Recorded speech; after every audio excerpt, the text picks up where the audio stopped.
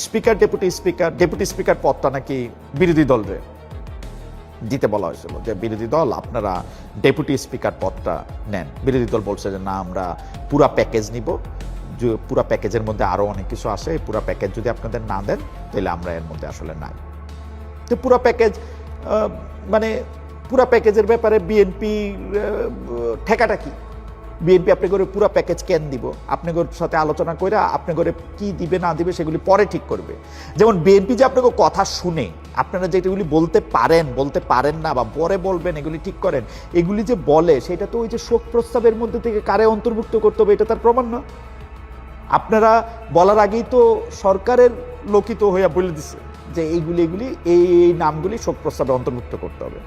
আমার কোনো অসুবিধা নেই ভাই, আপনি মনমোহন সিং এর লেগেও শোক নেন, মতিয়া চৌধুরীর লেগেও শোক নেন, এই ধরেন জামাতে ইসলামীর যেসব নেতারা যুদ্ধ অপরাধের কারণে তাদেরকে মৃত্যুদণ্ড দেওয়া হয়েছে তাদের নামেও শোক নেন, আমার কোনো প্রবলেম নাই।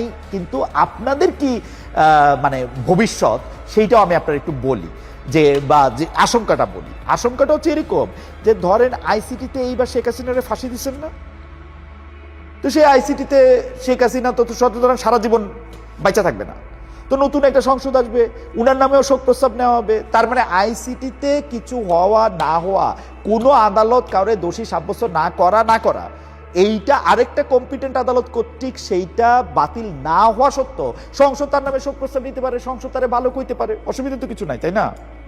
আপনারা তো পারেন। কে জানি একবার বাংলাদেশের পার্লামেন্ট সম্পর্কে বলছিল যে বাংলাদেশের পার্লামেন্ট শুধু পুরুষকে নারী বলতে পারে না, নারীকে পুরুষ বলতে পারে না, তারা সব পারে।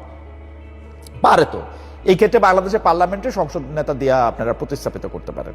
যাই হোক, এটা আপনারা শোক প্রস্তাব নিবেন না নিবেন, কি করবেন না করবেন, এটা আপনাদের ইচ্ছা।